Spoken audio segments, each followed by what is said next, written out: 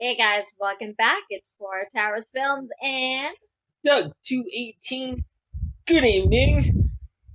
good to see you guys. It is the Amazing Race Canada season number 7, episode Two. 2. When we last left our racers, they were in Kamloops. So their first destination this time is to head to Revelstoke, also in BC. Yes. And they had to go to where the very last spike on I think it was the CP rail or CN rail line was put in. And it's like a monument there. And it's still an active rail line. Which was neat to see that piece of history where that last spike was driven that joined up both sides of the country. So we then had cross-country rail. Mm-hmm. And where they got their next clue. So from there, they had to go to the roadblock, which was where one of the riders had to ride dirt bike around this track. And it was a timed course. Timed course. I think it was under a minute 50 or a minute 50 they had to get to at least. And, some of them had never ridden bikes. The one with it was, I think, Megan and Marie. Marie had been in an accident. Ooh. And it was like a serious accident. So she had broken her neck, and so she basically almost died. And it spent a long time rehabilitating. And so, but she wanted to be the one to do this roadblock. And she did. She fell a couple times, and one of them looked like it was pretty bad. Like it almost looked like the bike had fallen over on her. And Megan went running. And then Marie popped up. I'm okay. I'm okay. But she continued doing it anyway. Yeah. So which was cool. But and so later, after they had done the course, Megan said to her, "You're like the most resilient person I know." Well, you think she broke her neck? They told her she should have died, or if she had survived, she would never walk again. But she did both. Personally, myself, I don't know about you, but I would have been scared to get on a darn bike. Yeah, after that kind of an accident. After coming like this close. But yeah, it's tough.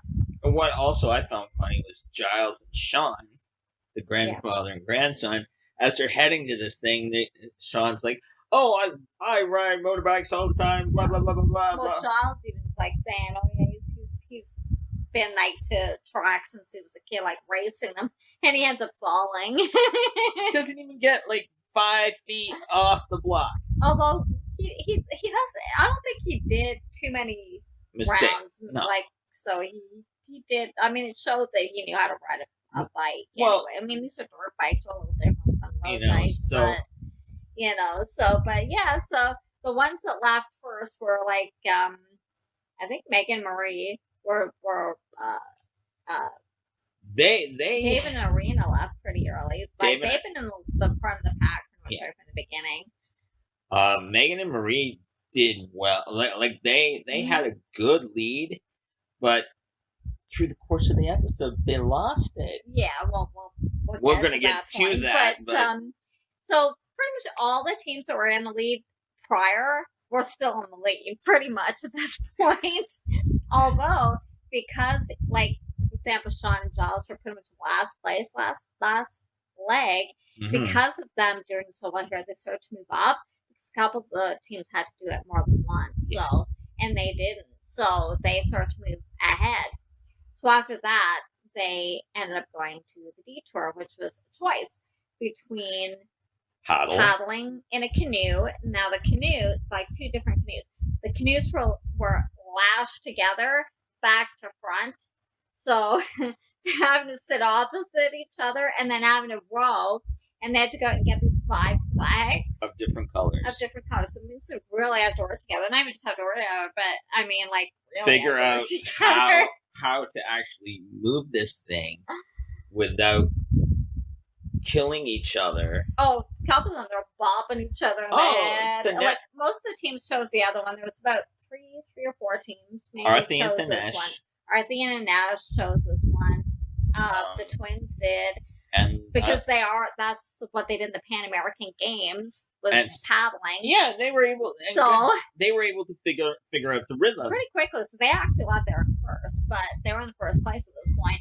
And then I believe Dave and Irina also picked this one. No, they planned it. Oh, they planned it. Sorry, they planned it. There It was was the another moms. team. The moms picked this one, but most of the other teams picked planting, which was the other one where they had to go to this forest. And they got like those seedlings, and they got rope, and they had to plant them, I think, about 3 feet apart, and it couldn't wobble, couldn't have any air pockets or anything like that. So, And most of the teams chose that one. and they were very particular. Like the forestry manager, it had to be this way, like Fort Towers said. Well, yeah, because you can't have them wobbly, No, because then a big wind or something can Yeah. knock them out, and what good's that? The tree will die.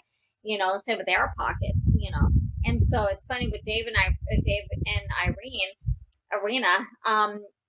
She was measuring it by foot, so she was stepping like 1, 2, 3, and they'd actually given this long, like 3-foot rope or a string to measure it by, and they noticed Arthi and Thanesh were doing that, and so they started doing it too.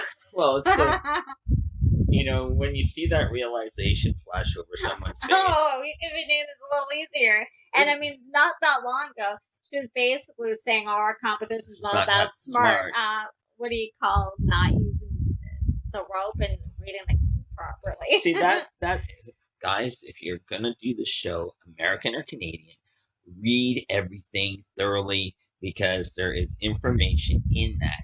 They were told all the tools you needed will be provided in the bag. They gave in the them bag. And it was, so.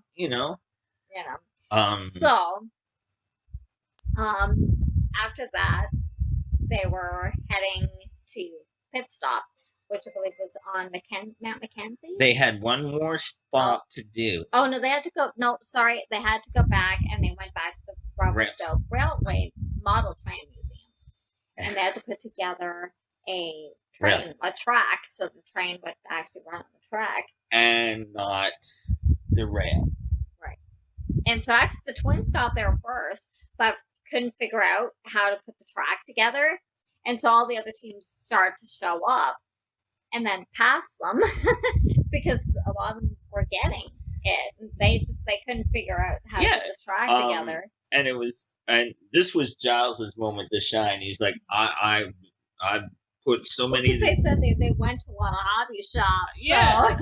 And they put they were talking about putting like car tracks together, and they said the train tracks aren't that much different. So. And like the married Indian couple, he's like, I spent so much time putting train sets together. Right. And once they got the idea of it had to be 2 concentric circles and it connected in a certain way that the train would have continual movement, but it came down to because at the point, the twins were basically saying everybody else was like passing them, and they were there first. They had a huge lead, and so I feel like that there was one other team there still. Nikki and Aisha were there, and there was a guy and a girl there too, because that's who they asked. I can't remember. I'm still learning their names. She's blonde. There's a long Sarah and Sam. Okay. And they were up on the same level where Nikki and Aisha were on the bottom level. And so they asked them, can we look at your, how you got laid out? And they said, yeah, sure. Because they think it's good. Like if they need help, then maybe they can help them out later on, So they went over and they saw, and then once they saw what they were doing, they were able to put together. And so they left in like about 5th place. So they all headed out. And then you've got like your back teams like Nikki and Aisha, the moms, and Joanne and Lauren, who had a heck of a time at the dirt bike. She just couldn't get it done. And so then they went to the planting and again had trouble there because like everywhere they measured there was another tree. Yeah. So they're like and they're getting red flagged. Right. So, but they did eventually get to where the train was and all that. So they were pretty far behind, and for a long time, it looked like they were going to be the ones that are going to get booted, just because they were really far behind the other teams. However, Nikki and Aisha got lost. They went the wrong way. They And went around. They actually ended up going way around the mountain instead of where they were supposed to go. So, They passed it. so they actually had to turn around and come back. So in that time, Lauren. Joanne and I forget her name again, passed them. Lauren and Joanne Passed them. Yeah. And so they actually came in 8th. So the teams that came in first, it was really close, was Arthi and Thanesh. And it was literally almost a foot race. And then Dave and Irina were pretty much hot on their tails. So they won a trip to I forget what the trip was, in Europe, I believe. And then they also won an express pass. So good for them. Very good. And like Arthi said, like when we can communicate, we do phenomenally well. And they said their main problem is communication between them. So, and then the last team was Nikki and Aisha, because they all lost. So I mean, it's sad because they actually were ahead of Lauren and Joanne, but see, anything can happen. Anything can happen. That's why you never give up. And plus, it could have been a non-elimination round. Yeah. So never give up. So it's there's something coming up next in the next episode. I'm sure you guys saw it. The double one-way. Yeah, which is interesting. It's something they haven't done before, and we're not really sure what that is because we're used to the U-turn. Yeah. Where they have to go back and do the other detour. So this is interesting. We don't really know what the double one-way is, so that's going to be interesting to see what that is. It's something that's new this year. And that one will rear its head. It's supposed to be, I think, in the next episode. In the next episode. But not sure when, like where. Yeah. They'll be going from BC. It'll be BC, Alberta, the next leg 3. And then, but they've got this staring them down the face, and it'll be interesting to see what this. I'm curious to see even what Me too. Is. It's not something they've done before, so And hey, good idea to change it up, throw like this in. Oh well, yeah, you do. You need to do something different every once in a while because I mean it does get dull after a while when they don't do anything different. Yeah. I mean. I know this is on the 7th season of Amazing Race Canada, but I mean, even after 7 seasons, you got to change it up. I mean, a lot of the people who've been watching Big Brother, Amazing Race Canada also watch the American version, so it's very similar format. Basically, it's not a lot of difference. So really, the main difference between Amazing Race Canada to the U.S. version is the U.S. version goes right around the world usually, and then there's only 1 or 2 legs within the states, the first leg and the last leg, and then where the Canadian one is primarily in Canada, and they do then 1 or 2 legs out. They might do a couple overseas to Europe or whatever, but it's mostly within Canada. Yeah. So that's really the main difference between the Canadian version and the American version. Yeah. So, I mean, they might change that up eventually one day.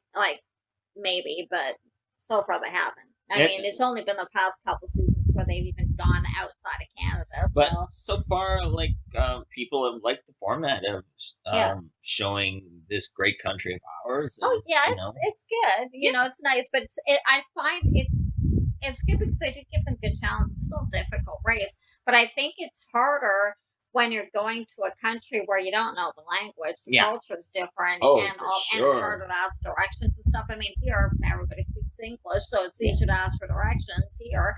And I mean, if you send them to China or Europe or something, you might see a lot of tourists, or you might, it'd be harder to maybe find a local than you would here. Because they tend to do it in early spring. They film it here, so that not a lot of tourists come here unless you're skiing, so true. Very true. So I mean, you're pretty much it might be a little easier to find things, you know what I'm saying, that.